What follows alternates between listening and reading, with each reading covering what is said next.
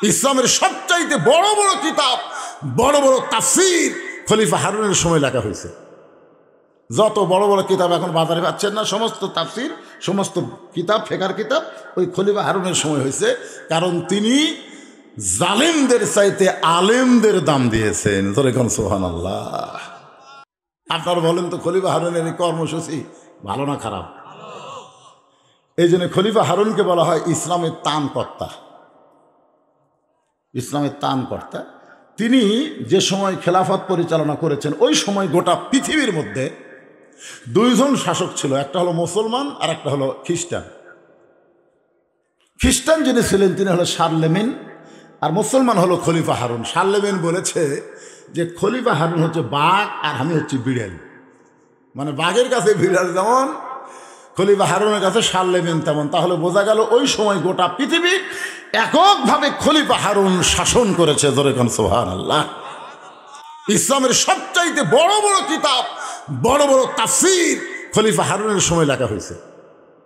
যত বড় বড় কিতাব এখন বাজারে পাচ্ছেন না, সমস্ত তাফসীর, সমস্ত কিতাব, ফেকার কিতাব ওই খলিফা হারুনের সময় হয়েছে। কারণ তিনি জালেমদের চাইতে আলেমদের দাম দিয়েছেন। যেরকম সুবহানাল্লাহ। তাবারাকাল্লাযী বিয়াদিহিল মুলকু ওয়া হুয়া আলা কুল্লি শাইইন কাদির। গোটা পৃথিবীর রাজত্ব, কর্তৃত্ব, মালিকানা কার হাতে? সমস্ত ক্ষমতার মালিককে। তাহলে পৃথিবীর বাদশার নাম কি? পৃথিবীর বাদশার নাম কি? আল্লাহ। জোরে বলার নাম কি? কারণ সব কিছুর মালিক যিনি, তিনিই তো বাদশা, নাকি কন? এই সূরা মুলকের প্রথমেই বলা হয়েছে গোটা পৃথিবীর রাজত্ব, কর্তৃত্ব, মালিকানা একমাত্র কার হাতে? তাহলে পৃথিবীতে কোনো মানুষকে আল্লাহ মালিকানা দেয়নি, দিছে? আল্লাহ বলেছেন ওয়াইজ ক্বালা রাব্বুকা লিল মালাইকাতি ইন্নী জাইলুন ফিল আরদি খলিফা। মানুষকে আল্লাহ দুনিয়াতে বাদশা বানাবে না, খলিফা বানাবে। যেরকম কি বানাবে? সেরকম একজন খলিফা ছিলেন ওমর। না, ওমরের বহু আর শুনছেন, আজকে ওমর বাদ। খলিফা ছিলেন হজরত হারুনুর রশিদ। জোরে বলেন নাম কি? হারুনুর রশিদ, বাগদাদের খলিফা। ওই হারুনুর রশিদের বাপের নাম হচ্ছে আবুল মনসুর। যে আবুল মনসুর আবু হানিফা রহমতুল্লাহ আলাইকে জেলখানায় বন্দি রেখে তাকে হত্যা করছে। সে আবুল মনসুরের বেটার নাম হলো হারুনুর রশিদ। খুব খেয়াল করবেন।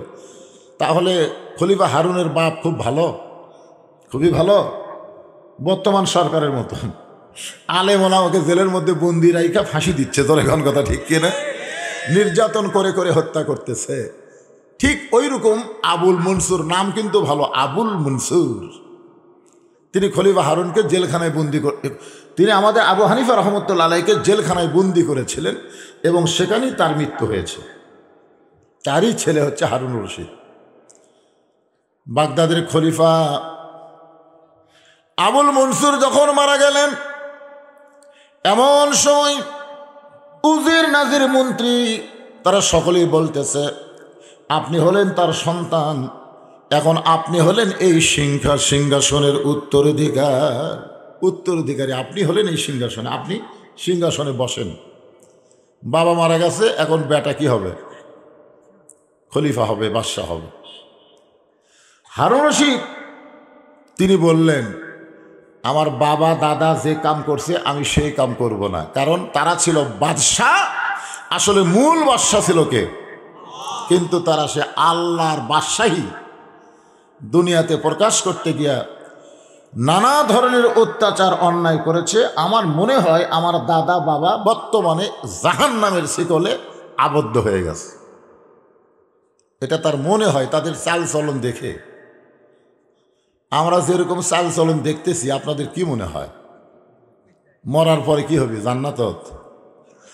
আমার একটা গান গাই না প্রত্যেকটা মাহফিলে, যদি ফুলগুলো হয় অভিমানে ঝরে যায়, আমি মালা গেথে বলো কারে পরাবো, সে যে কেন এলো না, কিছু ভালো লাগে না, কবরে আসুক। কোন জায়গায়? দুনিয়াতে যতই মাস্তানি করো, খালি মরিয়া দেখো, মজা কারে কয় আল্লাহ দেখাবে। জোরে কোন ঠিক কি না?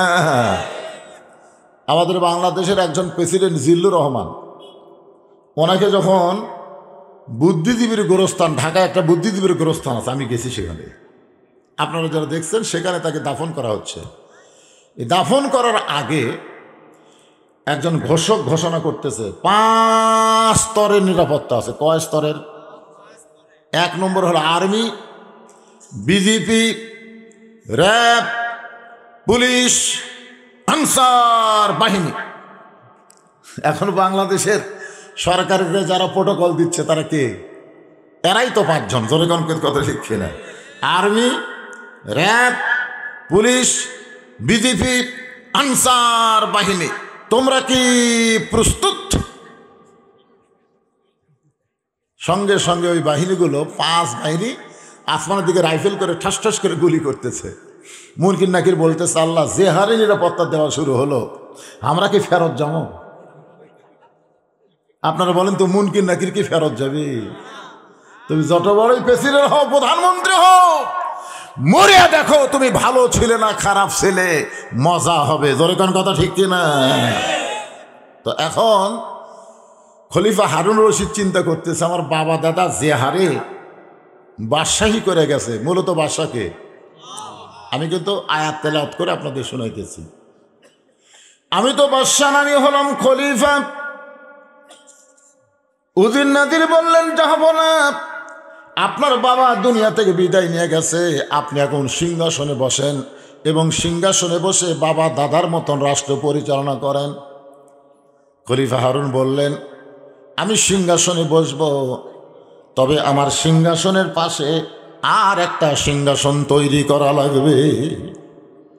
আমি সিংহাসনে বসবো, কথাগুলো মনোযোগ দিয়ে শুনবেন। আমি সিংহাসনে বসবো, কিন্তু আমার পাশে আর একটা সিংহাসন তৈরি করা লাগবে। উজির নাজির মন্ত্রী যারা, তারা বলতেছে, যাবো না, এইটা হলো বেদাত। এইটা কি বেদাত? বেদাত বোঝেন না?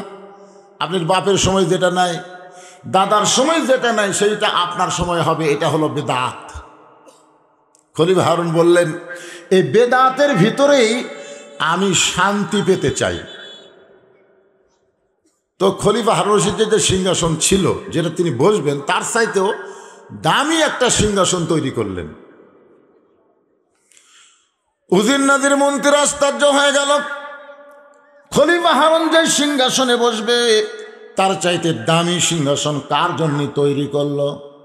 সবাই যখন বললেন, যাবো না, এই সিংহাসনটা আপনি কার জন্য তৈরি করলেন? খলিফা হারুন বললেন, এই পৃথিবীর ভিতরে সব চাইতে যিনি বড় আলেম, তাকেই ওই সিংহাসনে আমি বসাবার চাই। এই পৃথিবীর মধ্যে সব চাইতে যিনি বড় আলেম, বড় কি আলেম, তাকে আমি ওই সিংহাসনে বসাবার চাই। তো সবাই বললেন, কেন আলেমকে বসাবেন? বলে, আমার দাদার সময় আলেম ছিল না, আমার দাদা যা ইচ্ছা তাই করছে।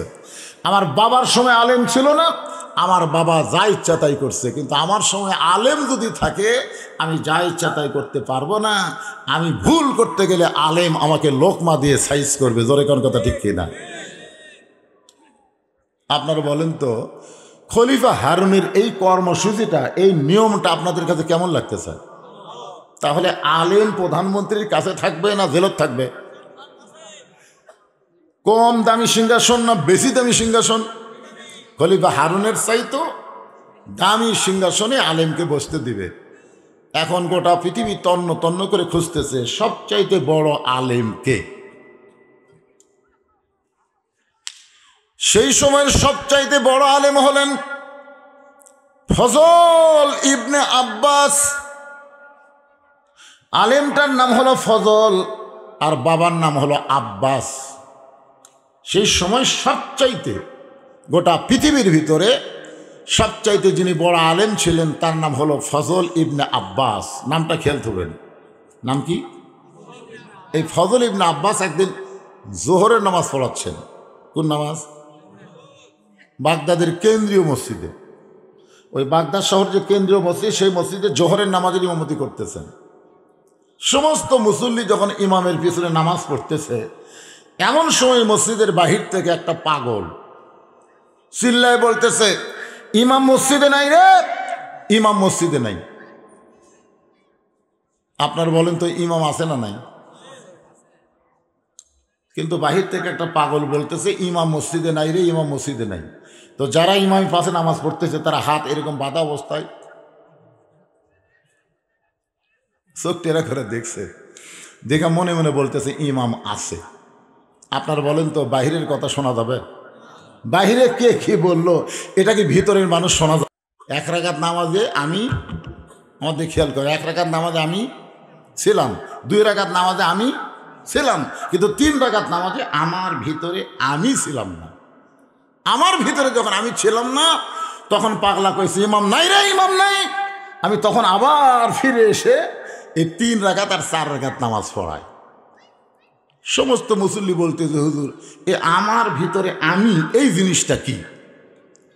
আজকে এই জিনিসটা বাংলার মানুষ না জানা পর্যন্ত বাতিলের বিরুদ্ধে লড়াই করতে পারবে না, বাতিলের সঙ্গে আপোষ করে বেঈমান হয়ে মারা যাবে। জোরে কোন কথা ঠিক কি না? আজকে আমার ভিতরে আমি জিনিসটা আমাদের সবাইকে জানতে হবে এই সূরা মুলকের মাধ্যমে। রাজি আছেন? হ্যাঁ।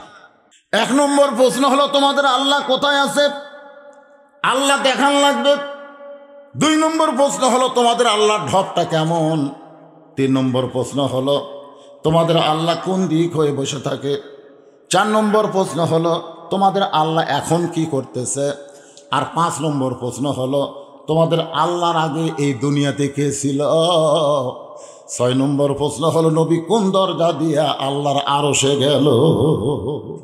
মনে আছে না ভুলে গেছেন? তাবারাকাল্লাযী বিয়াদিহিল মুলকু ওয়া হুয়া আলা কুল্লি শাইইন কাদির। পৃথিবীর শ্রেষ্ঠ আলেম ফজল ইবনে আব্বাস খলিফা হারুন এনে ওই ডান পাশের সিংহাসনে বসায় দিলেন যে হুজুর আজ থেকে এই সিংহাসনে আপনি বসবেন, আর এই পুরাতনটা বসবো আমি।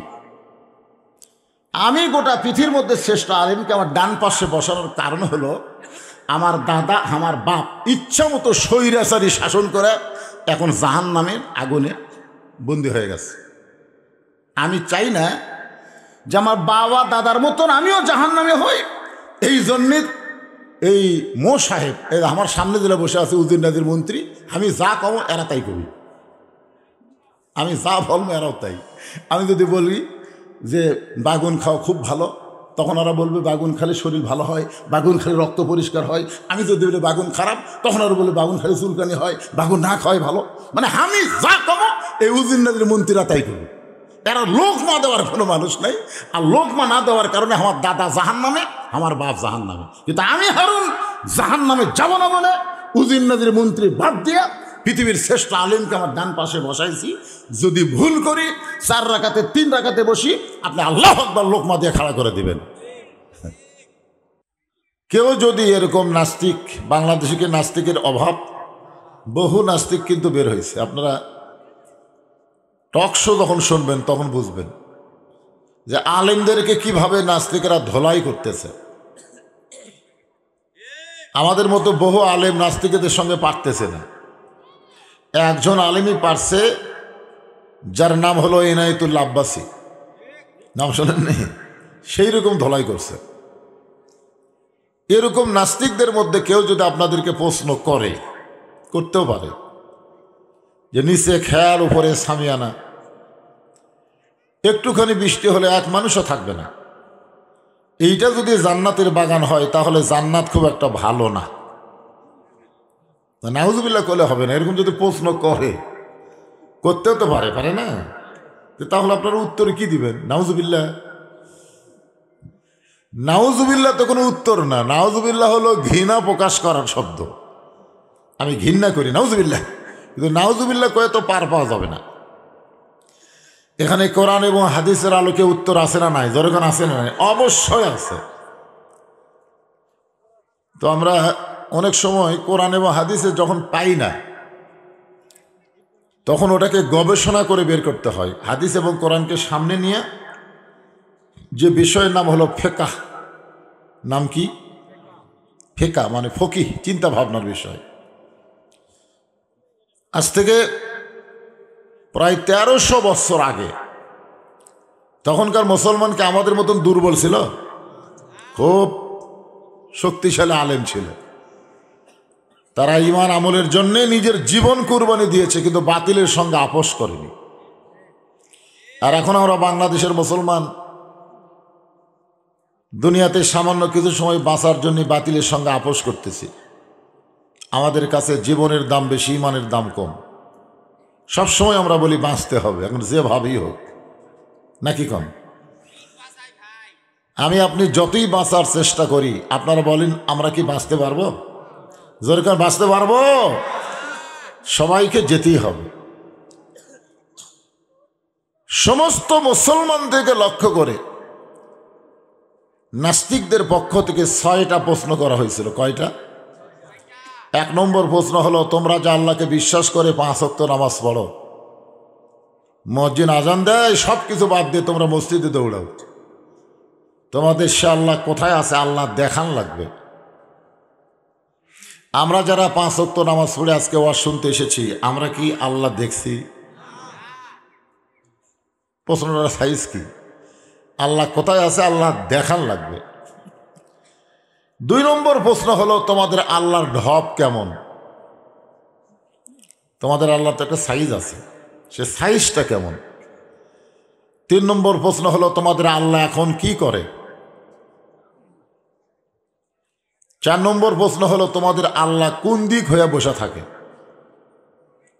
5 নম্বর প্রশ্ন হলো, তোমাদের আল্লাহর আগে কে ছিল? কয়টা হলো? আপনারা বলেন তো, এই প্রশ্নগুলো কি উত্তর সহজ? খুব কঠিন। কারণ আমরা তো না দেখে বিশ্বাস করছি।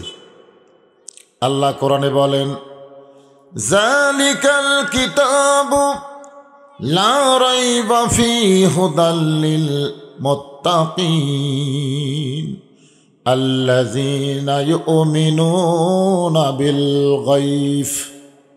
আমরা অদৃশ্যকে বিশ্বাস স্থাপন করি, ঠিক কিনা বলেন? 6 নম্বর প্রশ্ন হলো, তোমরা বলো তোমাদের নবী নাকি মেরাজ করছে। নাস্তিকেরা বলতেছে, তোমরা বলো, আমরা বিশ্বাস করি, ঠিক কেন বলেন? আমাদের নবী যে মেরাজ করছে, এটা কি আমরা বিশ্বাস করি না? আসমানের কোন দরজা দিয়ে নবী আল্লাহর আরশে গেল, এই দরজা দেখান লাগবে। এই 6টা প্রশ্নের উত্তর যদি তোমরা দিবার পারো মুসলমান, তাহলে আমরা কান ধরে তওবা করে ইসলাম গ্রহণ করব। কি ধরে? কান ধরে তওবা করে ইসলাম গ্রহণ করব। আজ থেকে 1300 বছর আগে এই নাস্তিকদের প্রশ্নের কাছে সমস্ত মুসলমান নাস্তে নাবুদ হয়ে গেছে। তখন এলেমের বহর ছিল, আলেমদের সহি এলেম ছিল, এলেম অনুযায়ী আলেমদের আবার আমলও ছিল। ধরে এখন সুবহানাল্লাহ। এখন তো এলেম অনুযায়ী আমল নেই। আমরা অনেক বক্তা ওয়াজ করি, খালি ওয়াজই করি। লিমা তাকুলু মা লা তাফআলুন, আমাদের কথার সাথে কর্মের মিল নেই।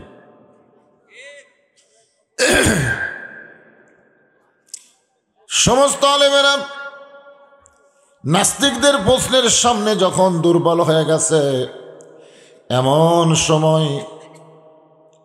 সময় 13 বছর 6 মাস বয়সের একটা কিশোর ছেলে চ্যালেঞ্জ ঘোষণা করল, নাস্তিকদের পক্ষ থেকে যে প্রশ্নগুলো করা হয়েছে, আল্লাহ চাহিত আমি সবগুলোর উত্তর দেব ইনশাআল্লাহ। 13 বছর 6 মাস বয়সের যে ছেলেটা উত্তর দিবার চাইছে, সে হলো আবার 30 পারা কোরআনের হাফেজ। সুবহানাল্লাহ খান, সুবহানাল্লাহ খান। কোরআনের এলেম ভিতরে না থাকলে তো হবে না। হবে? সুলতান মাহমুদ প্রধানমন্ত্রীকে নিয়ে ভ্রমণ করতেছে। এক সময় প্রধানমন্ত্রী সুলতান মাহমুদকে বলতেছে, জাহাপনা, আমার জ্ঞান গরিমা না থাকলে তো আপনি আমার প্রধানমন্ত্রী বানাতেন না। সুলতান মাহমুদ বলতে আসলেই তুমি খুব জ্ঞানী। তো এত জ্ঞানী একজন মানুষ আমার প্রধানমন্ত্রী, বলো তো এই পুকুরে কয় গিলাস পানি আছে?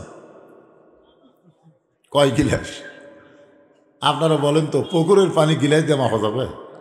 প্রধানমন্ত্রী বলতেছে আমি যতই জ্ঞানী হই, এইটা অবান্তর প্রশ্ন, পুকুরের পানি কোনোদিন গিলাস দিয়ে মাপা যায় না।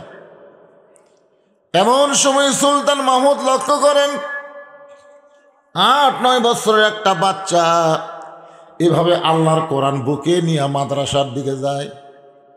রাসূল বলেছেন খায়রুকুম মান তাআল্লামাল কুরআনা ওয়া আল্লামা, ওই ব্যক্তি হলো সবচাইতে দামি সম্মানী জ্ঞানী যে আল্লাহর কোরআন পড়ে এবং অপরকে কোরআনের শিক্ষা দেয়। সুবহানাল্লাহ। এটা কি আমার কথা না রাসূলের কথা? সুলতান মাহমুদ কাছে ডেকে বললেন, বাবু কোথায় যাও? বলে নবীর ঘর মাদ্রাসায় কোরআনের তালিম নেই। সুলতান মাহমুদ বললেন, তুমি কি বলতে পারবা এই পুকুরে কয় গ্লাস পানি আছে? তো বাচ্চা মুসকে মুসকে হাসে, বাচ্চা মুসকে মুসকে হাসে। প্রধানমন্ত্রী বলতেছে যাবো না, এমন এক পুস্কারে আপনি প্রশ্ন করছেন, প্রশ্নই বোঝেনি, হাসতেছে। সুলতান মাহমুদ বলে, বাবা বলতে পারবা না? বাচ্চা বলতেছে পুকুরে কয় গ্লাস পানি হবে? এক গিলাস বানান। গিলাস যদি পুকুরের সমান হয় তাহলে 1 গিলাস, যদি পুকুরের অর্ধেক হয় তাহলে 2 গিলাস, যদি 4 ভাগের 1 ভাগ গিলাস হয় তাহলে 4 গিলাস। এখন গিলাস বানান, তারপরে গিলাস দেখবো, পুকুর দেখবো, তারপরে অঙ্ক বলে দিব। সুলতান মাহমুদ বুকের মধ্যে নিয়ে বলতেছে আল্লাহ রাসূল বলেছেন আল্লাহর কোরআন যার ভিতরে থাকে গোটা পৃথিবী তাকে পরাজিত করতে পারবে না। ধরে খান সুবহানাল্লাহ। আজকে আমাদের বাংলাদেশের খবর কি? যাদের মধ্যে কোরআন আছে তারা আজকে দুর্বল হয়ে গেছে। ধরে কোন ঠিক কিনা? আসুন আমি পবিত্র কোরআনের সূরা মুলক 2টা আয়াত আপনাদের সামনে তাফসীর করব। এখানে ফিকহি বিষয়, গবেষণার বিষয়ে বেশি আলোচনা হবে।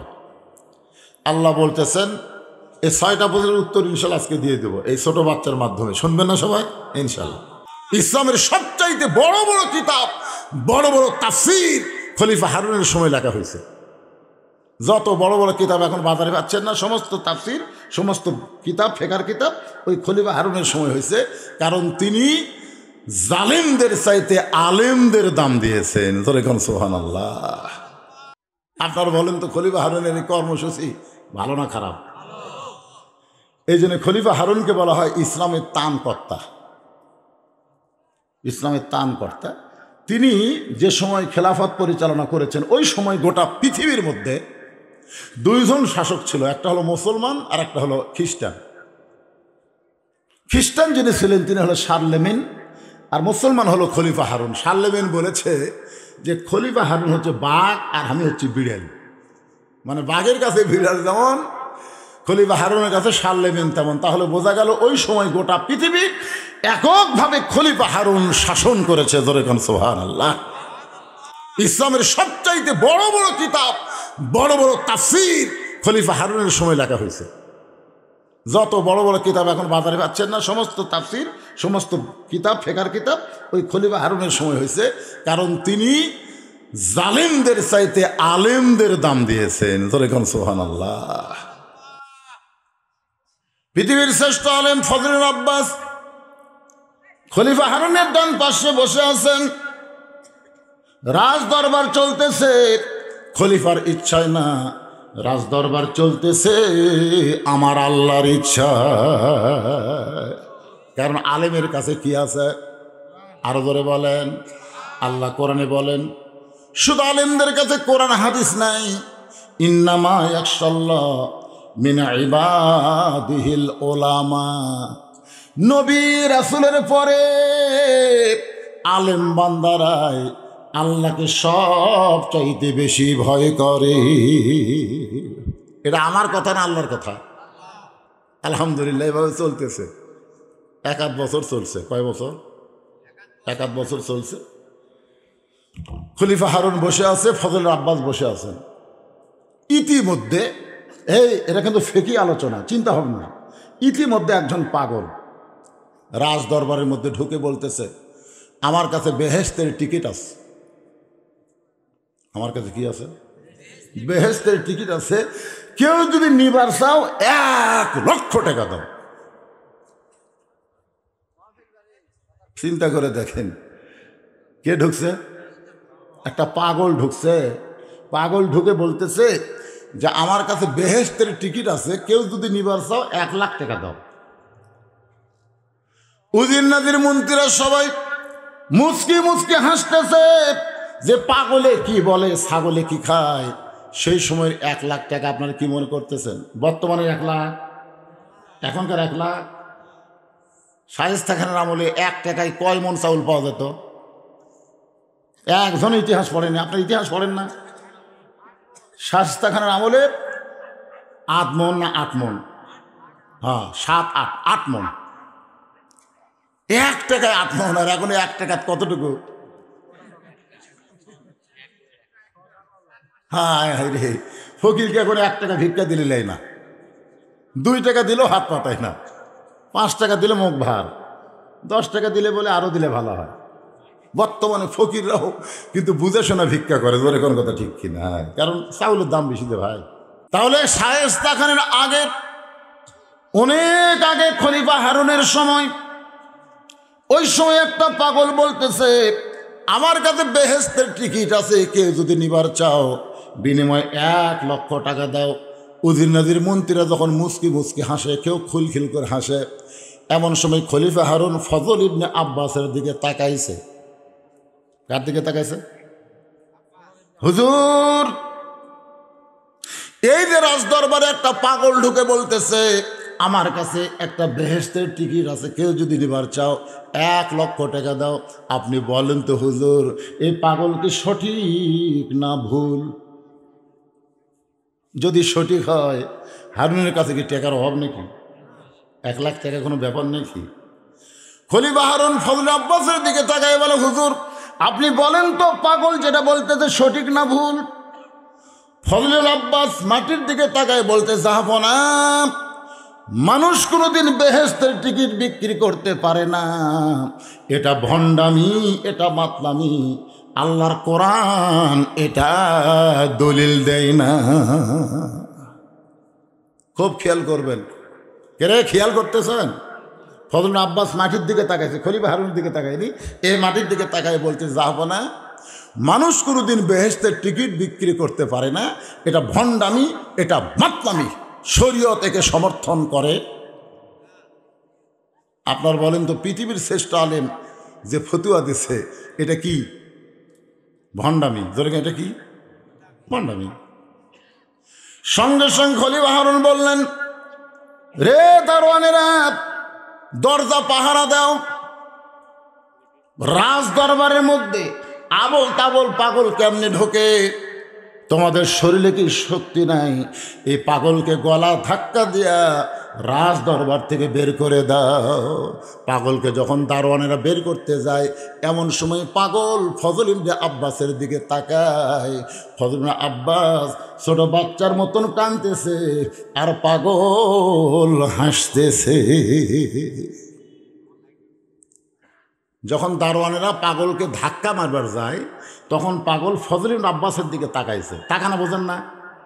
হুজুর মনে মনে ফতুয়া দিলেন, এটা ভণ্ডামি, এটা মাতলামি ফতুয়া দিলেন। তাকাইছে পৃথিবীর শ্রেষ্ঠ আলেম ফজল ইবনে আব্বাস, ছোট বাচ্চার মতন ফুপায়া ফুপায়া কাঁদতেছে, আর পাগল মুচকি মুচকি হাসতেছে। দারোয়ানরা পাগলকে ধাক্কা দেয়। দারোয়ানা নিজে নড়ে, কিন্তু পাগল নড়ে না। এত জোরে ধাক্কা মারতেছে সব দারোয়ান, কিন্তু তারা নিজেই নড়তেছে, কিন্তু পাগল নড়ে না। দারোয়ানগুলো মনে করতেছে পাগল মানুষ না, পাগল যেন একটা পুরানো ঘাস। পাগল যেন একটা কি? সবাই একদম ধাক্কা মারে, নিজেই লড়ে, কিন্তু পাগলা লড়ে না। দারোয়ানদের মধ্যে একজন পাগলের কানে কানে বলতেছে, বাবাজি, আমরা ধাক্কা মারতেছি, মনে করেন না যে আমরা ধাক্কা মারতেছি, আমরা খলিফার হুকুম পালন করতেছি। আমাদের কলিজা আপনাকে ধাক্কা মারার মানুষ না, কিন্তু এখন চাকরি করি, হুকুম যদি না মানি তাহলে আমাদের চাকরি থাকবে না। আজকে পুলিশ যে কাজ করতেছে, র্যাব যে কাজ করতেছে, এরা কিন্তু ইচ্ছা করে কাজগুলো করতেছে না, এরা হুকুম পালন করতেছে। ধরে কোন কথা ঠিক কিনা? একটাই মাত্র কারণ হলো চাকরি বাঁচান লাগবে। কানে কানে বলতেছে, বাবা আপনি যেভাবে পাও গাড়িয়া খাড়া হচ্ছেন, আমরা ঠেলা মারি হামলাই লড়ি, আপনি তো লড়েন না। আপনি যদি এইভাবে খাড়া হয়ে থাকেন তা আমাকে এক দাঁড়ানোর চাকরি থাকবে না। তা আপনি কি চান যে আমাকে চাকরি যাক? আপনি কি চান? ধরে লেগেছিল আমাকে কয়েকবার, পুলিশেরা মারে না, খালি কান্দেন কেন? বলে হুজুর আমরা জানি তো, আমরা জানি আপনার দোষ নাই, কিন্তু চাকরি চাকরি পাগলের কানে কানে এক দারোয়ান যখন বলেছে এবার যদি না নড়েন, না বার হন, তাহলে কিন্তু আমাদের চাকরি শেষ। এই কথা বলে যেই মাত্র ধাক্কা মারছে, সঙ্গে সঙ্গে পাগল হুড়মিকে পড়ে যায়। পাগলের কপাল কেটে রক্ত ঝরতেছে। পাগল ডান হাতের মধ্যে বেহেস্তের টিকিট, ধরে খান সুবহানাল্লাহ, যেই টিকিট লক্ষ টাকাতে বেচবার চাই, টিকিটটা ডান হাতের মধ্যে, আর বাম হাতে রক্ত মুছতে মুছতে রাজ দরবার থেকে বের হয়ে যায়। রাজ দরবার থেকে পাগল যখন বের হয়ে গেল, এমন সময় রাজ দরবারের দোতলায় একজন মেয়ে মানুষ বসে আছে। ওই মেয়েটার নাম হলো জুবাইদা। জোরে কোন মেয়েটার নাম কি? হুজুর, রাজ দরবারে আপনার মূল্যায়ন হয় নাই, রাজ দরবার থেকে আপনাকে গলা ধাক্কা করে বের করে দিয়েছে। হুজুর গো, আমি যদি বেহেশতের টিকিট কিনতে চাই তাহলে আপনি কি আমার কাছে বিক্রি করবেন? পাগল বলতেছেন, মা এই পাগলটা হলো ইসলামের ইতিহাসে বাহলুল পাগল। জোরে বলেন কি পাগল? মা বেহেশতের টিকিট নিতে গেলে 1 লক্ষ টাকা লাগবে, মা তুমি কি পারবে 1 লক্ষ টাকা দিতে? জুবাইদা বলতেছে, হুজুর আমার কাছে লক্ষ টাকা নাই, তবে লক্ষ টাকার চাইতেও দামি আমার একটা গহনা আছে, হীরা জহরত মণি মুক্তা দিয়ে তৈরি করা। এই লক্ষ টাকার দামি গহনা, টাকার চাইতেও দামি গহনা যদি আপনাকে দিয়ে দেই তাহলে কি আপনি বেহেশতের টিকিট দিবেন? বাইলুল পাগল বলে, মা লক্ষ টাকা না দিলে, লক্ষ টাকার চাইতেও দামি জিনিস যদি দিবার চাও তাহলে বেহেশতের টিকিট দিতে আমার কোনো আপত্তি নাই। পর্দার ওপর থেকে জুবাইদা গলার মালা খুলে বাহলুলকে দেয়, আর বাহলুল পর্দার উপর থেকে ওই বেহেশতের টিকিট কেন জুবাইদার হাতে দিয়েছে। জুবাইদা তাকায় দেখে সাদা সফেদ একটা পাথরে খোদাই করে লেখা আছে, লা ইলাহা ইল্লাল্লাহু মুহাম্মাদুর রাসূলুল্লাহ মান কালা লা ইলাহা ইল্লাল্লাহু ফাদাখালাল জান্নাহ। জুবাইদা পাথরটা নিয়ে চুমা খাস।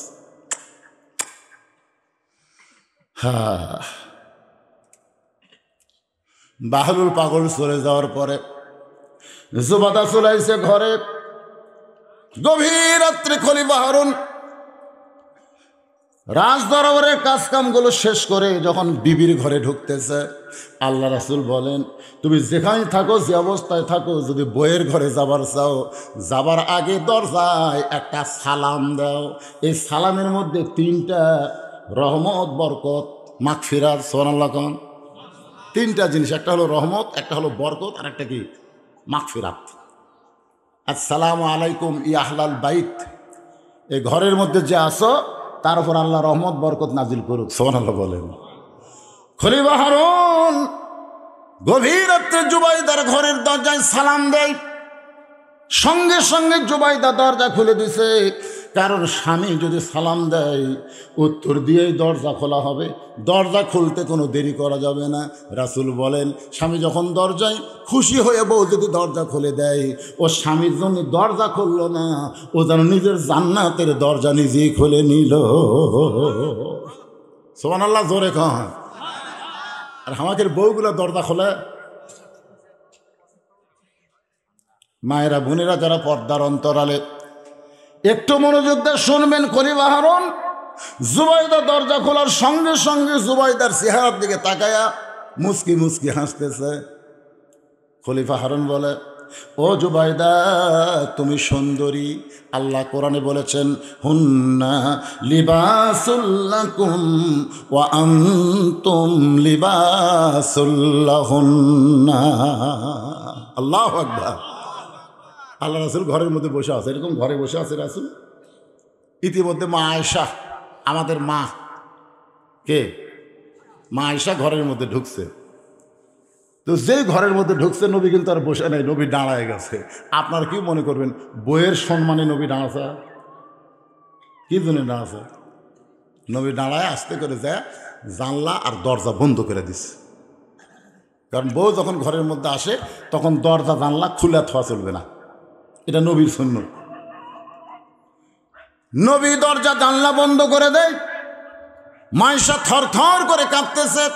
আল্লাহ রাসূল বলে, আয়েশা কাঁপতেছ কেন? বলে আপনার জুতার পরশে আল্লাহর আরশ ধন্য হয়ে গেছে, যদি আমার দ্বারা কোনো বেয়াদবি হয়। রাসূল বলে, আয়েশা একজন নবীর জুতার পরশে আল্লাহর আরশ ধন্য হয়েছে, একজন নবীর জুতার পরশে। আয়েশা বলে, হুজুর আপনি তো সেই নবী। রাসূল বলেন, আমি সেই নবী ছিলাম যতক্ষণ দরজা খোলা ছিল। যেই দরজা বন্ধ হয়েছে আয়েশা, আমি আর নবী নাই, আমি হলাম স্বামী আর তুমি আমার বিবি। সুবহানাল্লাহ, কোন না কেন, ধরে কোন সুবহানাল্লাহ।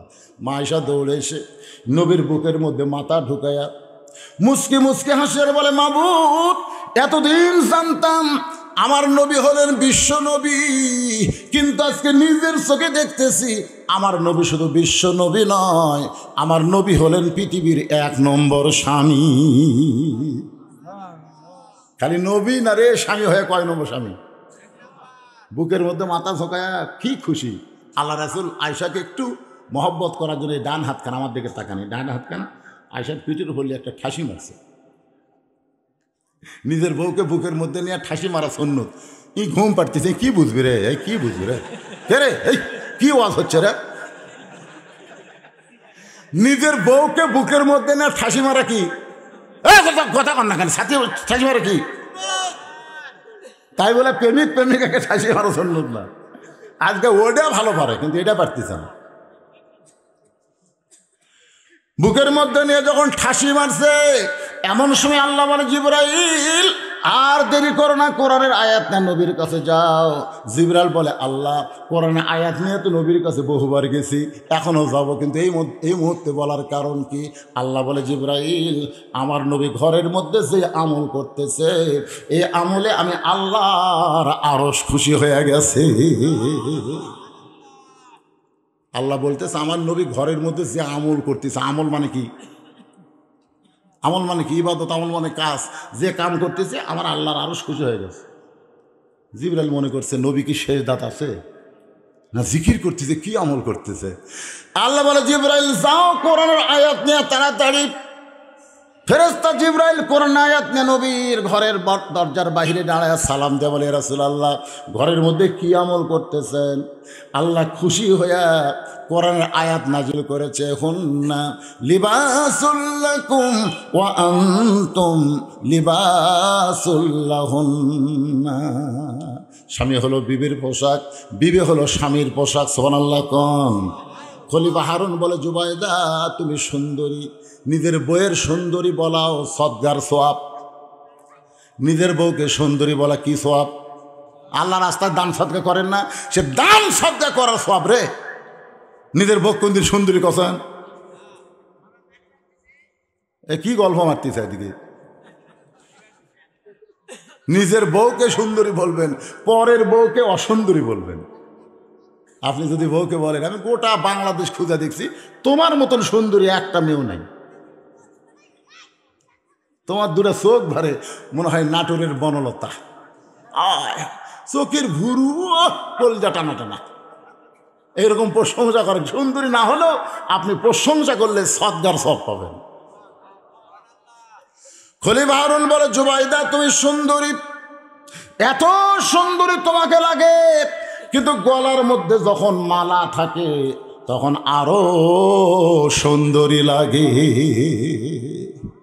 আপনার বলেন তো জুবাইদার গলাত মালা আছে? খলিফা হারুন বলতেছে, জুবাইদা তুমি সুন্দরী, গলায় যখন মালা থাকে তখন তোমাকে আরো সুন্দরী লাগে, কারণ বইয়ের গলায় মালা দেখলে স্বামী খুশি না বেজার? খুশি। কতগুলো ডাকাত আছে, খাবার বসে বলতেছে হতে হতেই হলো না, হতে হতেই হলো না। বউ ভাই কি হলো না? বলে জমির ধারে একটা জমিবার আছে রে, ৮০,০০০ টাকা লাগবে রে। আমার ৬০,০০০ টাকা আছে, খালি ২০,০০০ টাকার জন্য জমিটা হাতছাড়া হয়ে গেল। হতে হতে হলো না, হতে হতে হলো না। বউ বলতেছে সবুর করো, ইন্নাল্লাহ মা সাবিরিন, এ বছর হয় না আগামী বছর হবি। স্বামী বলতে তোর বাপের জমি, আমার জন্য ১ বছর থবি। বউ বলে এত কেন, রাগ করো কেন? বলে তুই একটু দয়া করলি জমিটা আমার, একটু দয়া। বউকে কি দয়া করা লাগবে? বলে দয়া হলো ওই যে মালা গলার দেয়া, আমার ভাত খাওয়াচ্ছিস, এটা তোর বাপ দিছে। তোর বাপ দেনি কয়? আমার বাপ দিছে। এটা একটা মালার সাইজ, সোনা আছে কিন্তু মালার ঢপ নেই, বুড়িয়া মালা। এখন ডিজিটাল যে মালা নামছে রে, খালি মালাটা আমাকে দে। মুসলমানের যদি বাচ্চা হয় তাকে ভাত খেতে খেতে বলতেছি, আগামী বছর এই সময় তো 2 ভরি সোনার মালা দেবো, 1 ভরি নিব, 2 ভরি দেব। এমন চাটি মারছে বুঝলেন। বউ গলার মালা খুলে দিছে, ওই বেচা জমি দিছে। 1 বছর পরে বউ বলতেছে, কে গো গত বছর কিন্তু মালা লিছিলে, 2 ভরি সোনার মালা দেওয়ার কথা বলে, 2 ভরি লাগবে না, আমাকে 1 ভরি কিনে দাও। স্বামী বলতেছে, তুই বলতো তুই গলাত মালা পরে কাক দেখাবো? তুই যে গলাত মালা পরে দেখাবো কাক? আল্লাহ রাসূল কইছে, বউ যদি সাজতে হয় স্বামীর জন্য সাজা লাগে, তোকে যদি মালা ছাড়াই আমার ভালো লাগে তো মালা কেনার দরকার কি রে? বউ মনে মনে কই মানুষ না ডাকাত রে, মানুষ না ডাকাত। এরকম বইয়ের মালা বালা বেচা খাওয়ার স্বামী আছে না নাই? জোরে কোন আছে না নাই? খলিফা হারুন বলে, জুবাইদা তুমি সুন্দরী, তোমার গলায় যখন মালা থাকে তখন তোমাকে আরো সুন্দরী লাগে। জুবাইদা বলে, স্বামী গো ওই মালা আর কোনোদিন আমি পরে তোমাকে দেখাবার পারবো না, এই মালা আর কোনোদিন গলায় পড়তে পারবো না, এই মালা আর কোনোদিন আমার গলায় চলবে না। খলিফা হারুন বলে, জুবাইদা মালাকে তুমি হারিয়েছো নাকি? কয়েক লক্ষ টাকা দামের মালা তুমি কি করেছো? জুবাইদা বলে, স্বামী গো যেই পাগলকে রাজ দরবার থেকে গলা ধাক্কা দিয়ে বের করে দিয়েছেন, ওই পাগলের কাছ থেকে ওই মালার বিনিময়ে আমি টিকিট কিনেছি। খলিফা হারুন কয়, জুবাইদা কি কইলা, কি কইলা? এই মালা দিয়ে তুমি টিকিট কিনছো? পৃথিবীর শ্রেষ্ঠ আলেম ফজল ইবনে আব্বাস বলেছে, মানুষ কোনোদিন বেহেশতের টিকিট বিক্রি করতে পারে না, এটা ভণ্ডামি, এটা মাতলামি, শরীয়ত থেকে সমর্থন করে না।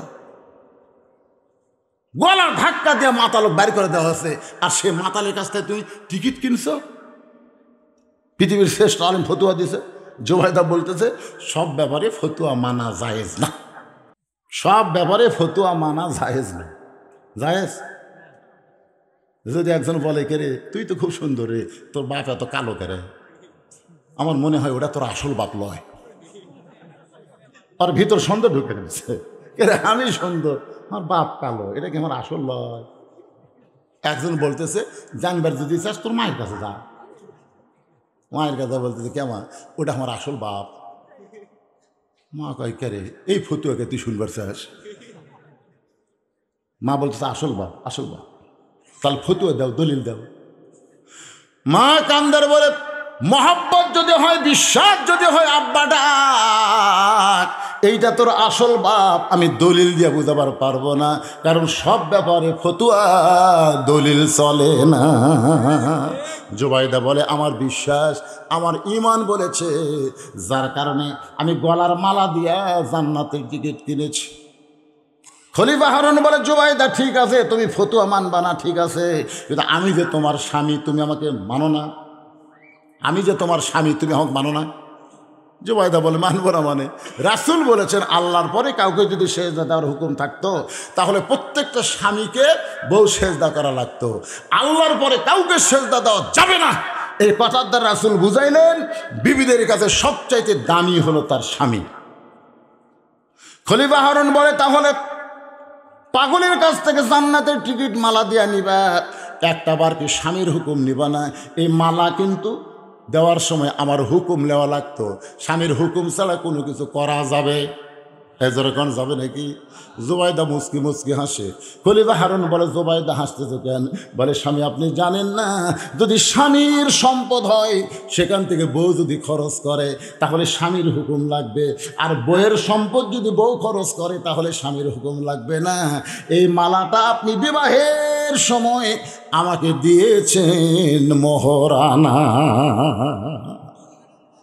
এই ফতুয়া বুঝলেন? ফতুয়া বুঝলেন? স্বামীর সম্পদ থেকে বউ যদি কিছু দিবার চায়, নিবার চায়, তাহলে স্বামীর কি লাগবে? অনুমতি লাগবে, হুকুম লাগবে। আর নিজের সম্পদ, বইয়ের নিজের সম্পদ, এইটা যদি কাউকে দিবার চায় তাহলে স্বামীর হুকুম লাগবে। জোরে বলেন লাগবে। আর বউকে যেটা মোহরানা স্বরূপ দেওয়া হয়, এই সম্পদের মালিককে। সবাই বললেন না, কারণ আপনার মনে হয় মোহরানা দেননি। লিসে লিসে কি রে? দিছে, দেওয়া লাগবে। আপনার তো জোর করে লিসে।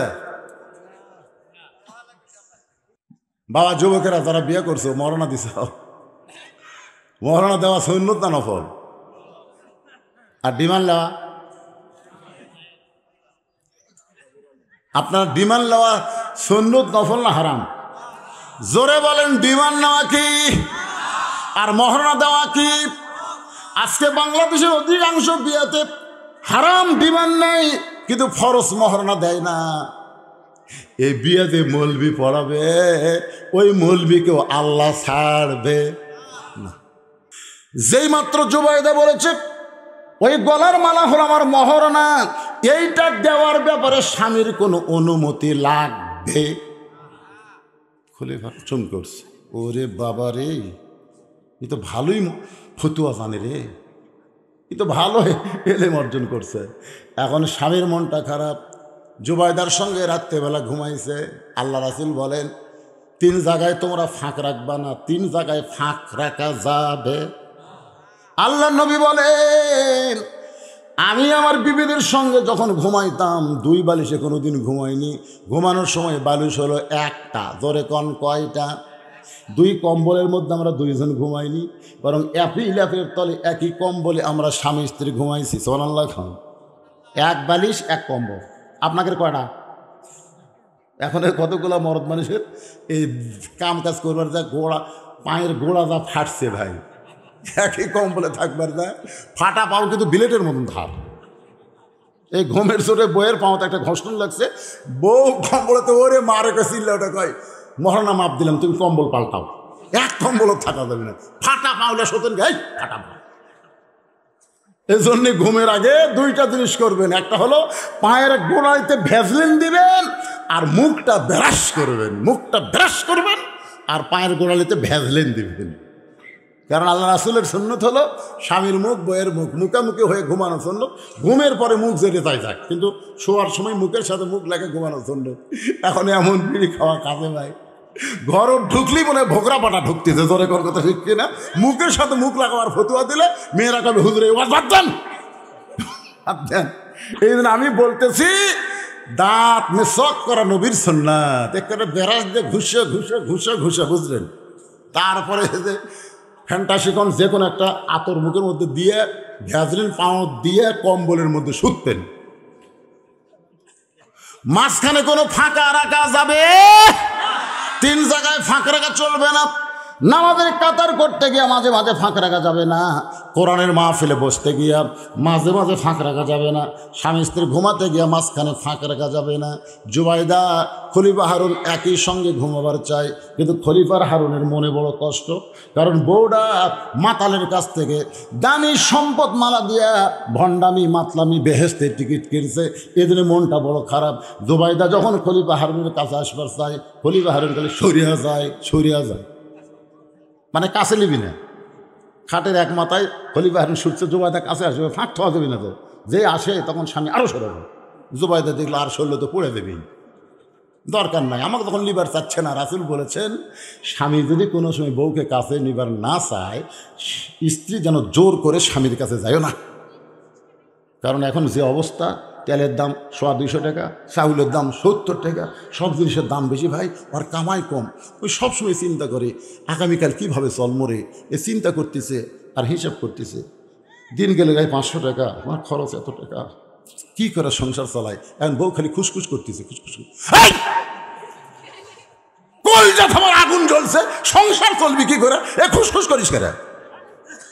এই জন্য আল্লাহ রাসূল বলেছেন স্বামী যদি কাছে চায় তাহলে তোমরা যাইও, জোর করে যাইও না।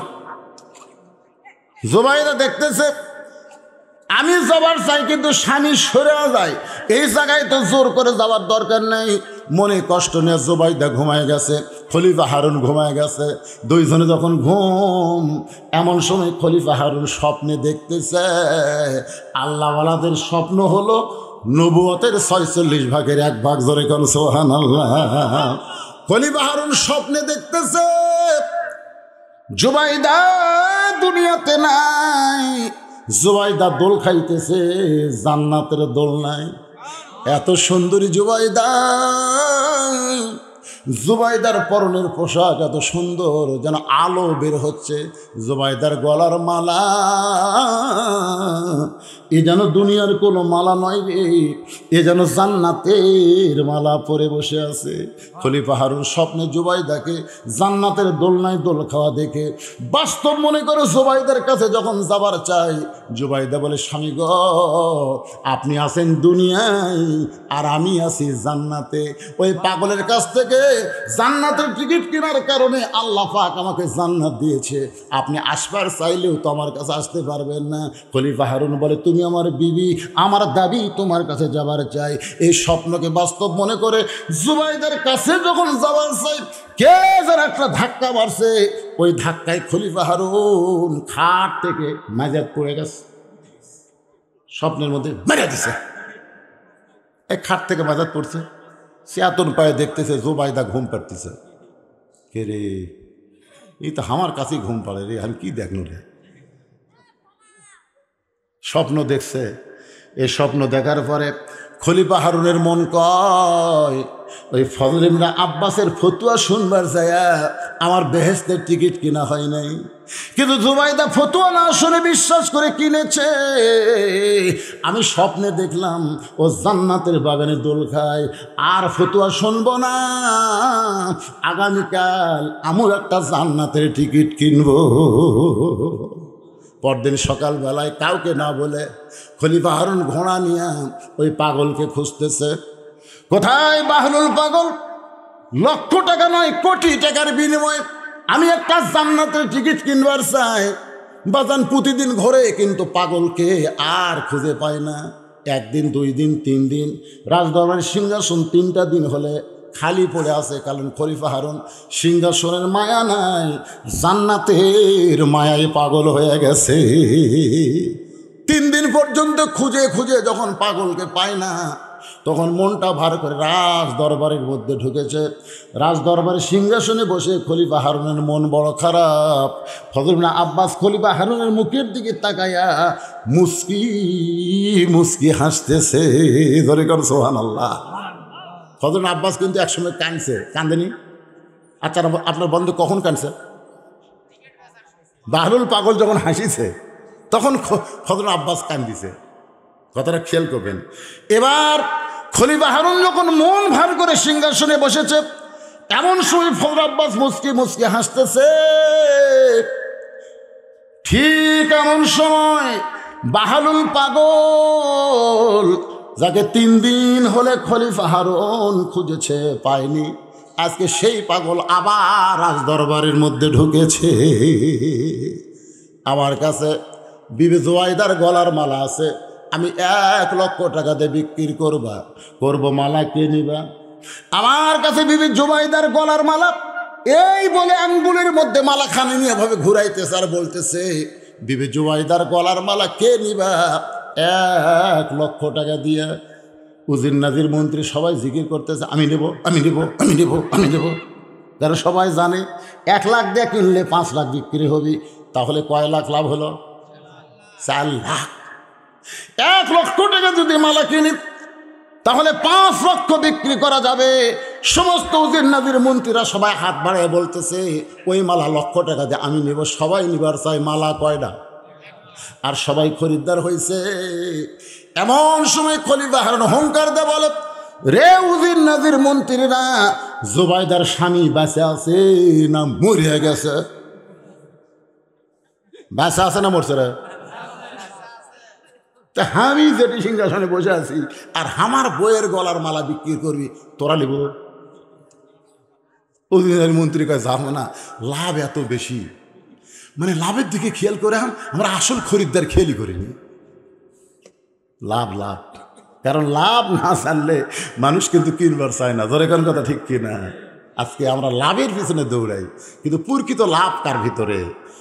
আল্লাযী খলাকাল মাউতা ওয়াল হায়াতা লিয়াবলুয়াকুম আইয়ুকুম আহসানু আমালান ওয়া হুয়াল আজিজুল গফুর। যিনি তোমাদের মৃত্যু এবং হায়াতকে সৃষ্টি করেছেন পরীক্ষা করার জন্যে। পরীক্ষার বিষয় হলো সুন্দর আমল। আজকে আমাদের বাংলাদেশ সুন্দর আমল কোনটা আর খারাপ আমল কোনটা, কোনটায় লাভ বেশি, কোনটায় লস বেশি, একটু মনোযোগ দিয়ে কথাগুলো খেয়াল করবেন। খলিফা হারুন বলতেছে, রে উজির নাজির মন্ত্রীরা, আমি জীবিত থাকা অবস্থায় আমার জুবাইদার মালা পৃথিবীর কেউ কিনতে পারবে না। সব উজির নাজির বলে, যাবো না, আমাদের ভুল হয়ে গেছে, যাবো না, বস। সমস্ত উজির নাজির যখন বসে গেছে, এমন সময় খলিফা হারুন সিংহাসন থেকে নেমে গেছে। এবার ফজল ইবনে আব্বাসের দিকে তাকায়নি, এবার ফজল ইবনে আব্বাসের কাছে ফতুয়া চাচ্ছে না, এবার নিজেই নেমে গেছে। নেমে দেয় বলতেছে, বাবা বাবা, যা দিবেন যা দিবেন, জবাইতে তো গলার মালা দিছে, আপনি যদি কোন ওই সিংহাসনে বসবো, আমি সিংহাসনে আপনাকে দিয়ে দেব। সিংহাসনের বিনিময়ে হলো আমাকে একটা বেহেশতের টিকিট দেন, আমাকে একটা বেহেশতের টিকিট দেন।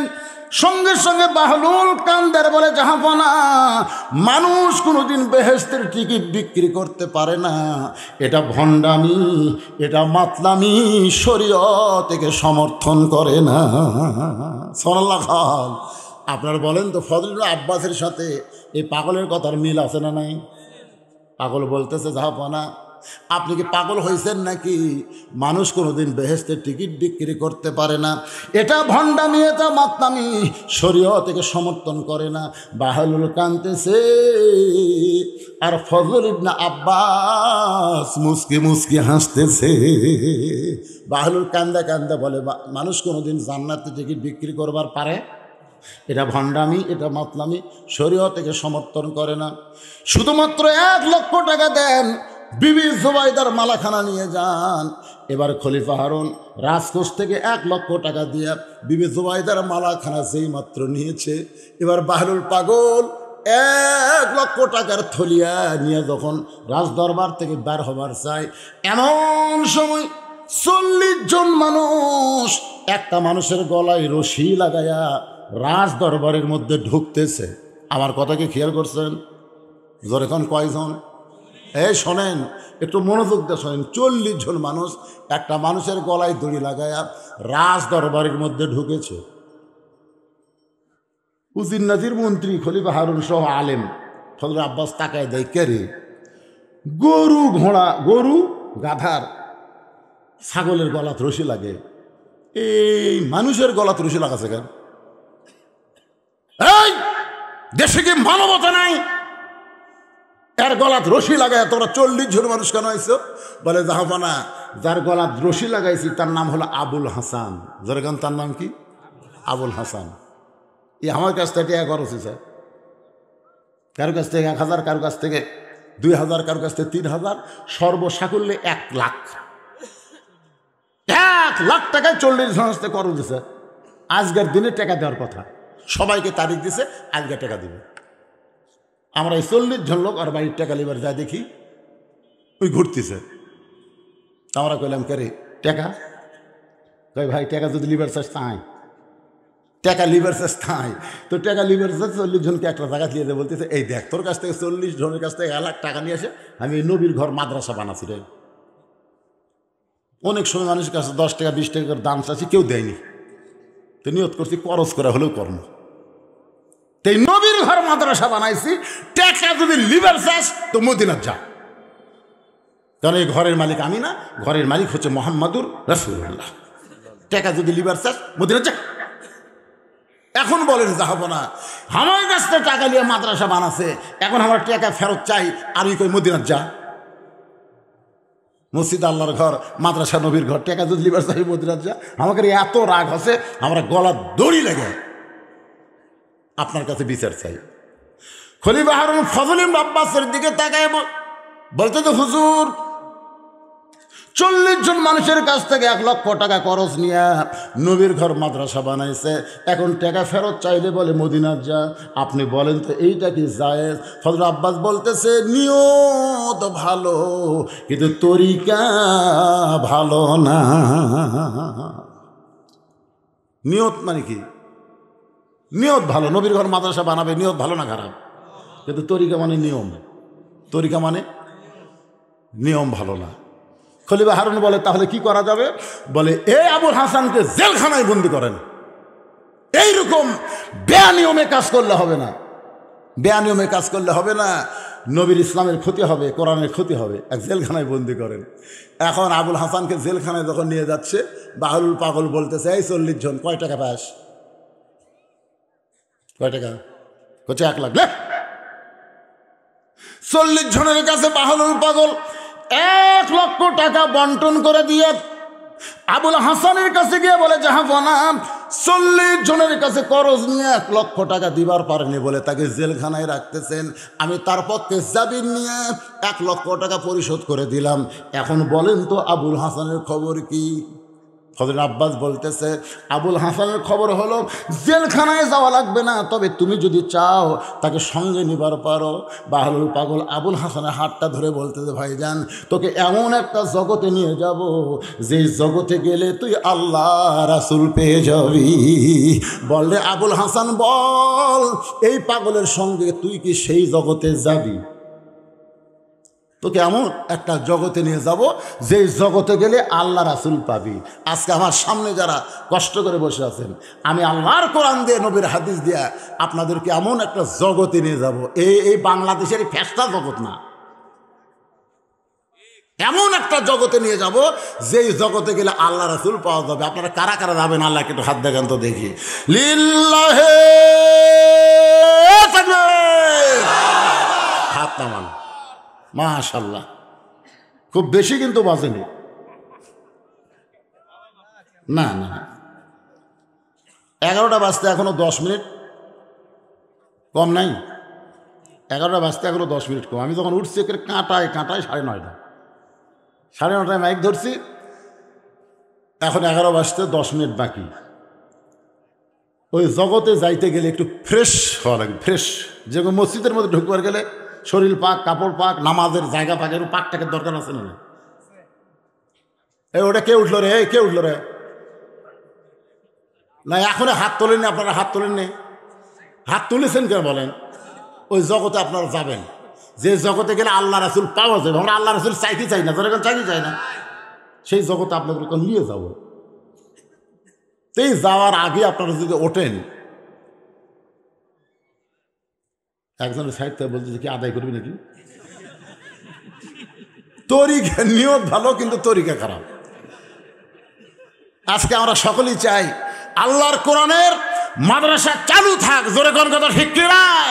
কিন্তু প্রাইমারির জন্য সরকার হাজার হাজার টাকা, কোটি টাকা বাজেট করে, আর এই মাদ্রাসার জন্য সরকারের ব্যাংকে 1 টাকাও নেই। অথচ এই সরকারের নেতারা যখন মরবি কোরআন খতম কে দিবি রে?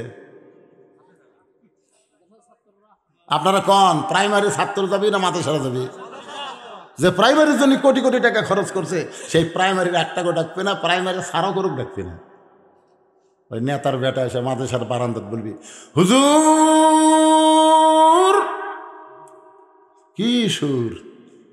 আমরা কিন্তু মাঝে মধ্যে হুজুর শুনি, আয় হায় সেই সুর রে। হুজুর, আমার আব্বা মরে গেছে হুজুর, আপনার গ্রুপকে পাঠান হুজুর, আপনার গ্রুপ। আমার বাবার জন্য এক খতম কোরআন পড়ে বাবাকে একটু জান্নাত থুই আসুক হুজুর। তখন মাদ্রাসা এই যে 30 পারা কোরআন 30 পারা করে নিছে, 30 জনক বলতেছে 1 পারা করে পড়বো। যা, আর 30 জন তো বুঝতেছেন মাদ্রাসার খাওয়া তো খালি ডাল ঘাটি আর পাতলা পাতলা খাওয়া। নিয়ত করছে আজকে হবি ভাই, খুশি হয়ে খালি ধিং ধিং করে লাফায়। আবার মাদ্রাসার ছাত্ররা বাজেও তো যাই তো খালি টিং টিং করে লাফায়। এখন ওরা যে 30 জন গেছে, যা কোরআন শরীফ লিয়া ঢুকতেছে আর পড়তেছে, আলিফ লাম মিম এরকম পড়তেছে, জালিকাল কিতাবুল লা রাইবা হুদাল লিল মুত্তাকিন, খালি ঢুকতেছে আর পড়তেছে, একটা করে শব্দ পড়তেছে, আর ওর আমলনামাত 10টা করে নেকি লিখতেছে। তাহলে যখন পড়া শেষ হলো তখন কি নেকি লেখা আছে না বন্ধ আছে?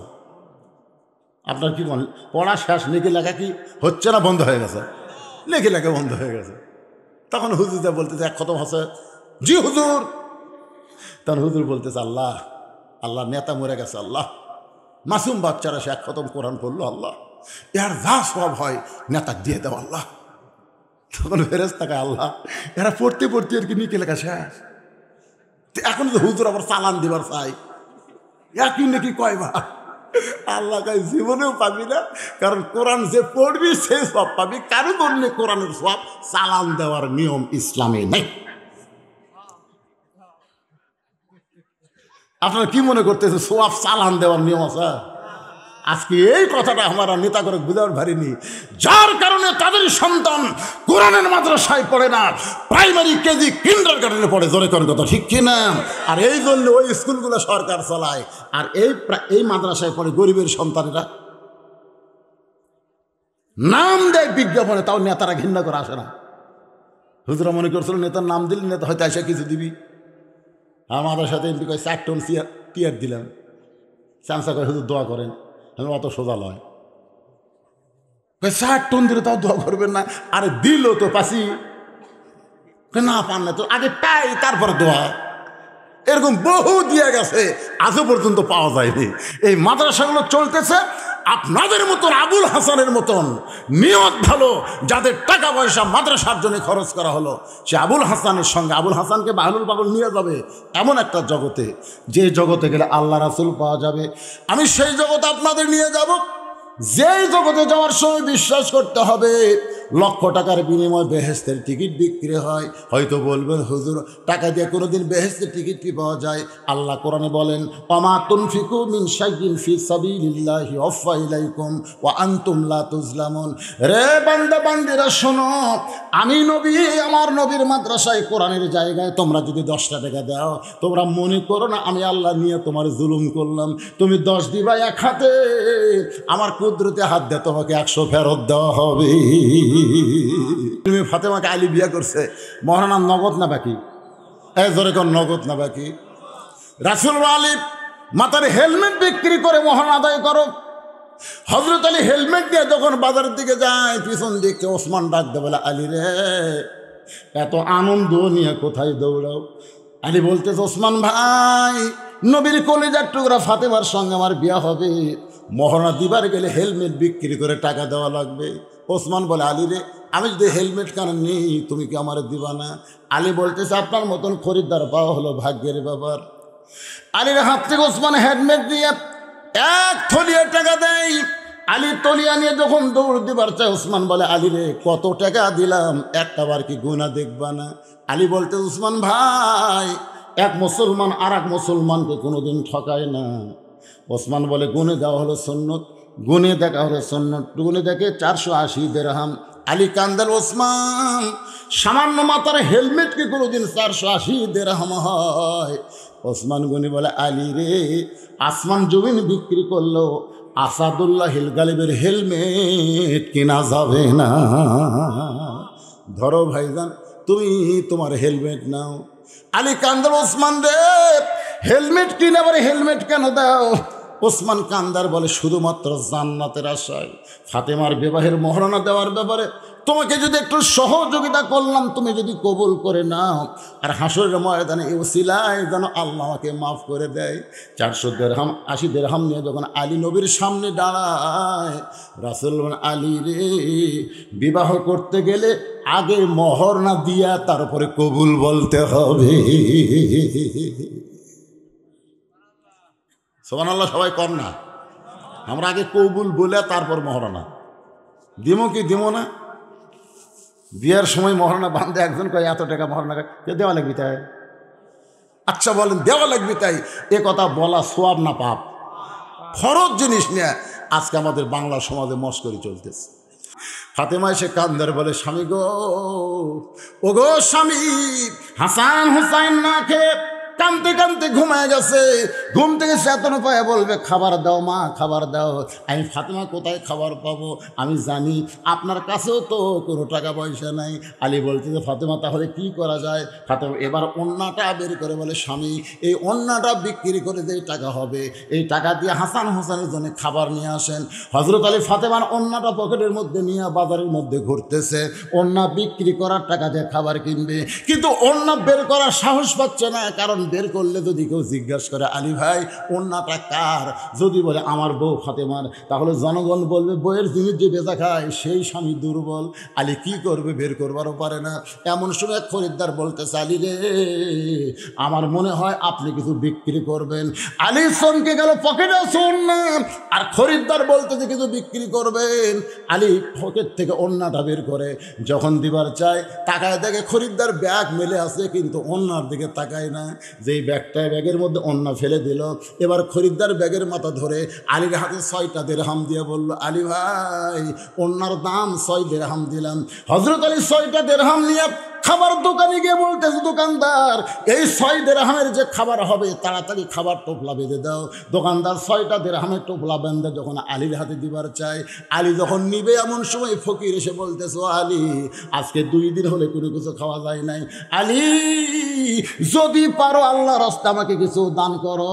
হযরত আলী চিন্তায় পড়ে গেল, আমার হাসান হোসেনের জন্য 6 দিরহামের খাবার টোপলা হয়েছে, এখান থেকে কি দান করব? আমি বলবো, বাবা ফকির তুমি মাফ করো। এই বাবা ফকির মাফ করার কথা যখনই বলতে যাবে, এমন সময় আল্লাহ বলতেছেন, আম্মা সাইলা ফালা তানহার। আলী রে, সায়েলকারীকে খারি খারি ফিরাস না। আলী মনে মনে চিন্তা করে, 1টা টাকা ফকিরকে দিব আর 5টা দিরহামের খাবার নেব। এই মনেকে ফকিরকে যখন 1টা দিরহাম দিবার চাই, এমন সময় আল্লাহ বলে, আলী, ওয়ামা তুনফিকু মিন শাইইন ফি সাবিলিল্লাহি ওয়াফা ইলাইকুম। আলী, তুমি 1টা দিরহাম দিলে আমি আল্লাহ তোমাকে 10 দিরহাম দেব। 2টা দাও, তোমাকে 20টা দিব। 6টা দাও, আমি আল্লাহ তোমাকে সঙ্গে সঙ্গে 60 দিরহাম ফিরাইয়া দিব। হযরত আলী আল্লাহর কোরআনকে বিশ্বাস করে ফকিরকে 6টা দিরহাম দিল। ফকির হাসতে হাসতে যখন চলে যায়, দোকানদার বলতেছে, আলী ভাই, খাবার টোপলার খবর কি? বলে, 1 টোপলা দিয়ে আমার চলবে না, আমি 2 বস্তা খাবার নিব। দোকানদারকে 2 বস্তা প্যাকেট করার কথা বলে হযরত আলী বাজারের মধ্যে ঘুরতেছে, মনটা বড় খারাপ, তবে বিশ্বাস আল্লাহ দিবার চাইছে, আল্লাহ দিবে। এমন সময় একজন উটওয়ালা বলতেছে, আলী রে, মনটা খারাপ করে কেন ঘুরতেছো? উটটাকে কিনবা নাকি?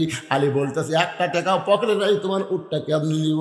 উটওয়ালা বলতেছে, আলী ভাই, 100 ওন্না বিক্রি করার টাকা দিয়ে 1 টোপলা খাবার হবে, 2 বস্তা কোথায় পাবেন? আমি দরজা খুলবো না, না খাইয়া মরবো। কিন্তু কেমনে 2 বস্তা পালেন না বলা পর্যন্ত খুলবো না। আলী ফাতেমার উপর রাগ করে 2 বস্তা কান্দে করে নবীর দরবারে। নবী মুস্কি মুস্কি হাসতেছে। আলী বলতেছে, ইয়া রাসূলুল্লাহ, হাসেন কেন? নবী দৌড়ে এসে কাঁধ থেকে আলীর বস্তা নামায় বলে, আলী রে, মনটা ভার করেছ। বলে, আপনার মেয়ে বড় খারাপ, আমার জন্য দরজা খুললো না, কষ্ট করে 2 বস্তা নিয়ে আপনার কাছে আসলাম। রাসূল বলে, আলী, ফাতেমা যদি দরজা খুলতো তাহলে কি তুমি বলতে পারবা কোন খরিদ্দার তোমার কাছ থেকে ওন্না কিনেছে? আলী চমকে বলে জানি না। রাসূল বলে আলী কোন ফকির তোমার কাছ থেকে ভিক্ষা নিয়েছে? আলী তুমি কি বলতে পারো কে তোমার কাছে উট বিক্রি করলো, আবার কোন খরিদ্দার কিনলো? আলী বলতেছে আমি জানি না, যা জানে আমার আল্লাহর নবী রাসূল জানি। ধরে কর সুবহানাল্লাহ। আল্লাহর বান্দারা, এখানে একটা জিনিস আপনারা বুঝতে পারলেন, 1 দিরহামের বিনিময়ে কয় দিরহাম পাচ্ছে? বিশ্বাস করতে হবে। বিশ্বাসে মিলাই বস্তু, তর্কে বহুদূর। আজকে যদি 1000 টাকা দেন নবীর মাদ্রাসায়, আগামীকাল আল্লাহ আপনাকে 10,000 দিবে। হয়তো বলবেন হুরিয়ার কি মারতেছেন, কেমনে 10,000 দিবে? আগামীকাল যে আপনার একটা অ্যাক্সিডেন্ট আছে, যে অ্যাক্সিডেন্টে আপনার একটা পাও ভেঙ্গে গুঁড়ে হয়ে যাবে, সেই বিপদ থেকে আসাদকাত তারুদ্দুল বালা, আল্লাহ সব মুসিবত থেকে হেফাজত করবে। জোহরের ফরজ হলো কয় রাকাত? জোরে কোন কয় রাকাত?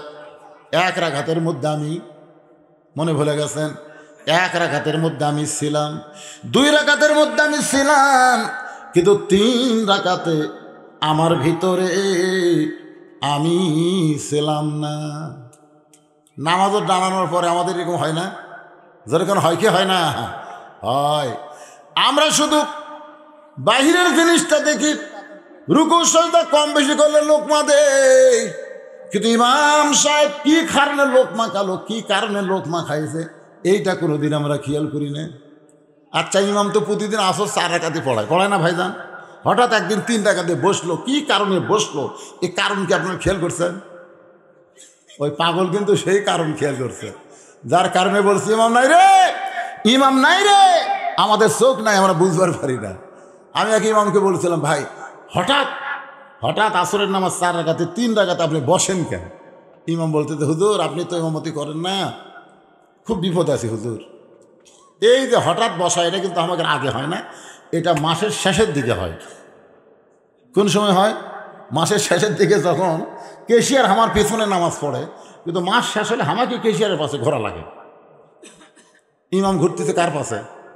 কেশিয়ারের পাশে ঘুরতেছে। কে চাচা মাস গেল বেতন দিমো বারে মারে খামো, তোমরা এত টাকা করো কেন? ইমামকে চাচা আমি সারা মাসে বলছি, মাস গেছে তখন বলতেছি, এখন দেন। কেশিয়ার বলে ঠিক আছে, আগামীকাল জোহরের পরে দেবো, যাও। ইমাম সাহেব তো খুব খুশি, জোহরের পরে বেতন দিবি। বাড়িতে এসে বউকে সকালে বলতেছে কি কি লাগবে আমার বাজার লিস্টি করে দাও আর ব্যাগ দাও, আজকে জোহরের পরে কিসের টাকা দিবি, সেই টাকা দিয়ে আজকে বাজার করো মহাদেবপুরে। বউ তো সেই 1 মাসের বাজারের তালিকা দিছে, 2টা বড় ব্যাগ দিছে। ওই ব্যাগ আর তালিকা পকেটে দিয়ে জোহরের নামাজ পড়ছে মসজিদে।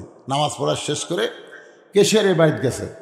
চাচা বাড়িতে আছেন?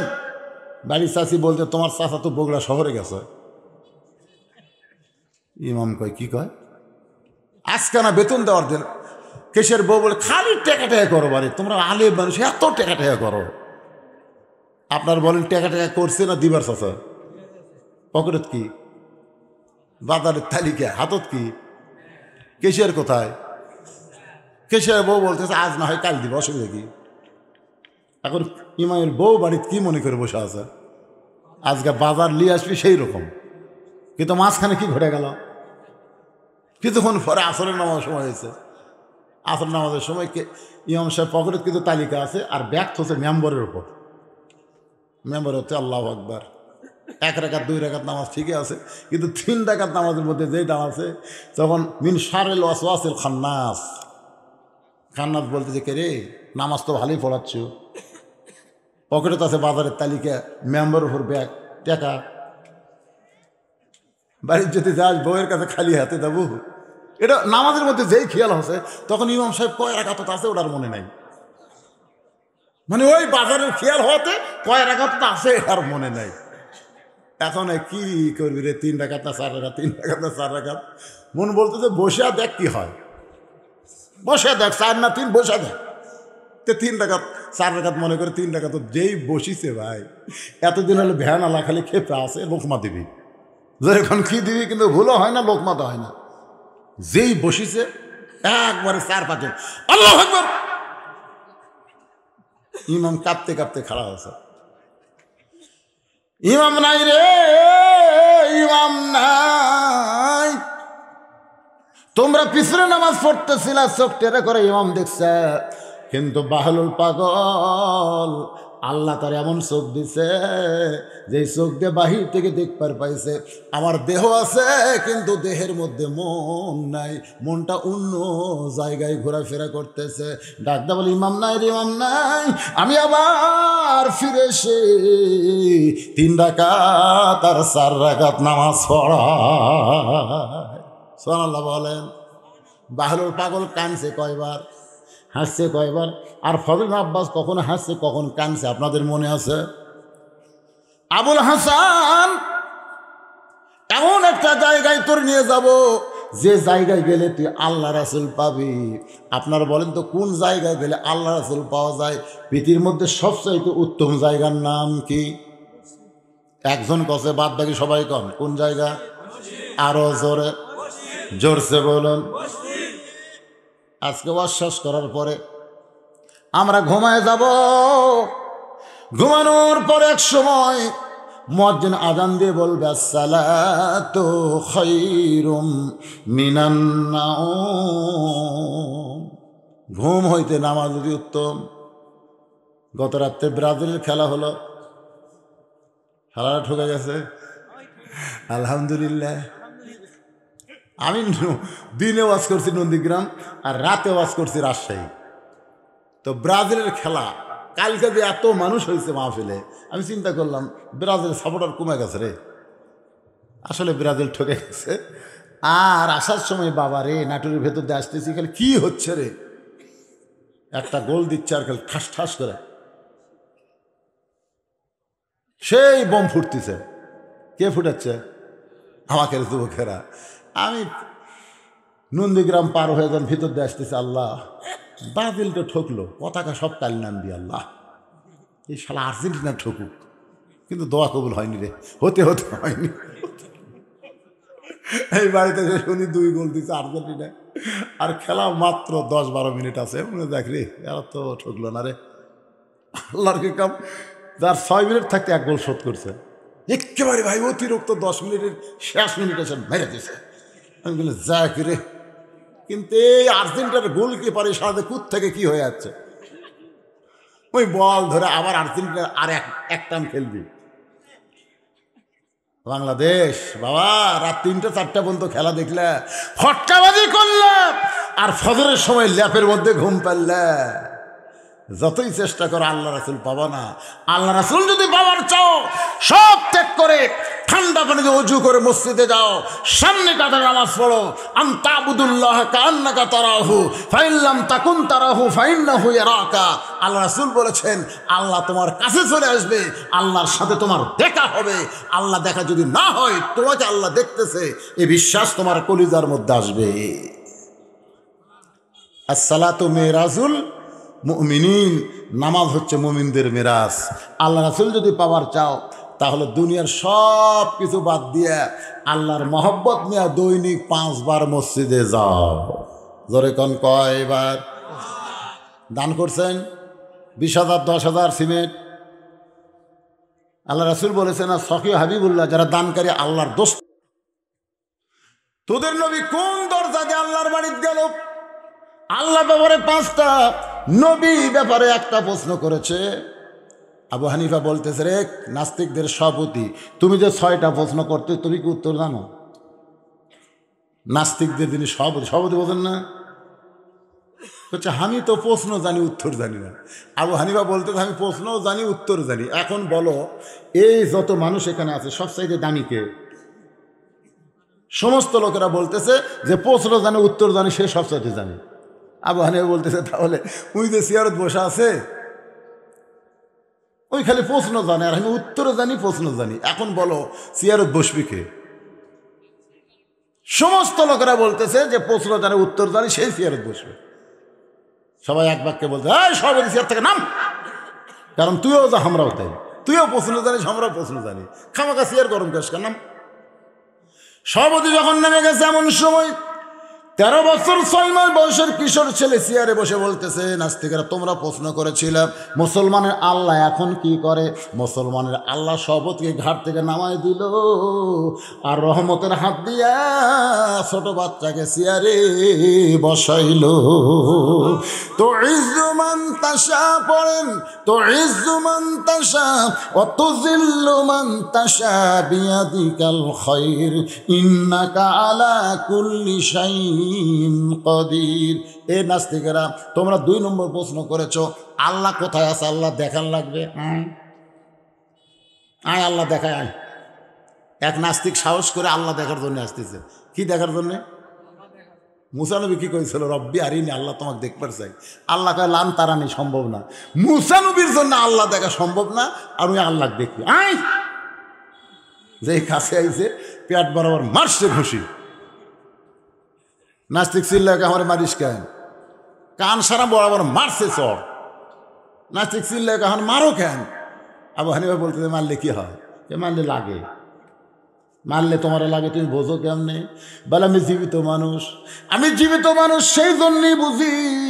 আবু হানিফা বলতেছে, রে নাস্তিক তুমি জীবিত মানুষ, তোমার জীবন কোথায়? তুমি কি জীবন কোনোদিন দেখছ? নাস্তিক বলতেছে জীবন দেখা লাগে না, জীবিত মানুষ বিশ্বাস করে জীবন তার দেহের মধ্যে আছে। আবু হানিফা বলে, নাস্তিকরা শোনো, জীবিত মানুষ যেমন বিশ্বাস করে জীবন তার দেহের মধ্যে আছে, যারা লা ইলাহা ইল্লাল্লাহ পড়েছে তারা আল্লাহ দেখে না, তারা বিশ্বাস করে আল্লাহ গোটা বিশ্ব জগৎ মিলে রয়েছে। এ নাস্তিকেরা তোমরা প্রশ্ন করেছ মুসলমানের নবী কোন দরজা দিয়ে আল্লাহর বাইত গেছে? দরজা দেখবে? আসো। নাস্তিকেরা বলতেছে না বাবা, একজন কাছে যায় পিটন কাছে, আর আমি যাবো না। ছেলেটা বলতেছে পিটন হবে না, বলো আসো, আমি ওয়াদা দিলাম সব উত্তরে মার নাই। এবার নাস্তিকদের একজন দৌড়াইছে কোন দরজা দিয়ে নবী আল্লাহর কাছে গেছে দরজা দেখার জন্যে। বাজান 22 দিন পরে বাচ্চা হয়, 20 দিনের মাথায় একটা ডিম মুরগির তল থেকে নিয়ে আসে, নিয়ে এসে আবার নাস্তিকদের কানে ধরে, দেখো তো কি হয়? বলে ডিমের মধ্যে বাচ্চা চিউ করতেছে। আবু হানিফা বলে বাচ্চা নাই, বলে আছে। নাই বাচ্চা কয় আছে। কোন দিকটা বাচ্চা ঢুকলো? এই ডিমের মধ্যে বাচ্চা কোন দিকটা ঢুকলো?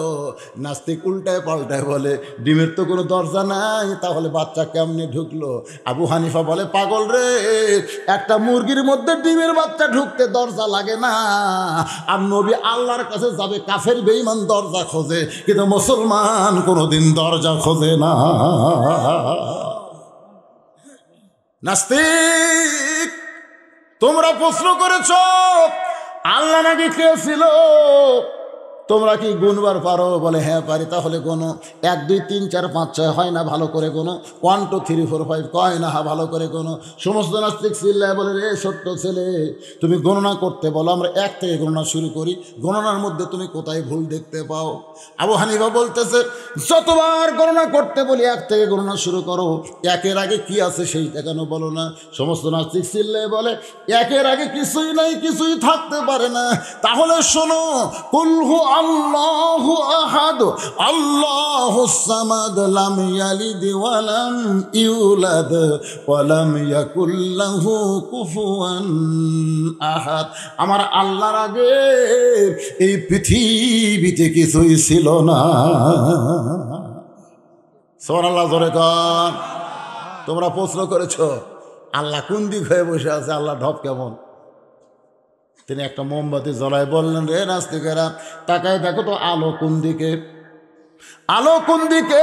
সমস্ত নাস্তিক বলে আলোর কোনো দিক নাই। আবু হানিফা বললেন আল্লাহু নূরুস সামাওয়াতি ওয়াল আরদ, আল্লাহ হচ্ছে আসমান জমিনের আলো। এক আয়াত দিয়ে নাস্তিকদের 2টা প্রশ্নের উত্তর হয়ে গেল। ধরে কোন সুবহানাল্লাহ।